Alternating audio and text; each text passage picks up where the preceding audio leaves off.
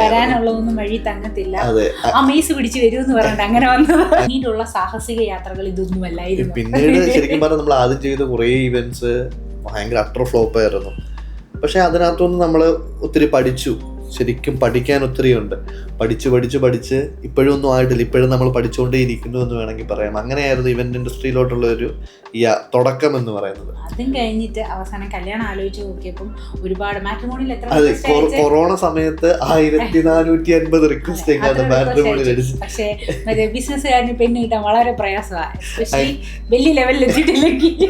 അങ്ങനെ ഞാൻ ശരിക്കും പറഞ്ഞാൽ നോക്കി, പിന്നെ ഇപ്പൊ ഇവന്റുമായിട്ട് ബന്ധപ്പെട്ട ആരെങ്കിലും തന്നെ ഉണ്ടെങ്കിൽ നല്ലതായിരുന്നു എന്ന് അറിഞ്ഞു. അങ്ങനെയാണ് നമ്മുടെ ഒരു ഫ്രണ്ടിന്റെ അനിയത്തിയാണ്. അപ്പം ചേട്ടനും പുള്ളിക്കാരനും ഇവന്റ് വരാനുള്ളതൊന്നും വഴി തങ്ങത്തില്ല, ആ മീസ് പിടിച്ച് വരുമെന്ന് പറഞ്ഞിട്ട് അങ്ങനെ വന്നത്. അങ്ങനെ ഞങ്ങൾ ശരിക്കും പറഞ്ഞു കഴിഞ്ഞാല് കല്യാണം ആലോചിച്ചു. അപ്പം ഇവന്റുമായിട്ട് പുള്ളിക്കാർക്ക് ഇൻട്രസ്റ്റ് ഉണ്ടെന്ന് സംസാരിച്ചു കഴിഞ്ഞപ്പോൾ മനസ്സിലായി. പിന്നെ ഇവന്റ്സ് ഒരുമിച്ച് ശരിക്കും എടുത്തത്. ഇവന്റ്സ് സ്റ്റാർട്ട് ചെയ്തിട്ട് ഒരു 3 വർഷം കഴിഞ്ഞിട്ടായിരുന്നു കല്യാണം എന്ന് പറയുന്നത്. ഇപ്പം 5ാമത്തെ വെഡിങ് ആനിവേഴ്സറി ആവാറാവുന്നു, സെപ്റ്റംബറിൽ ആവാറാവുന്നു.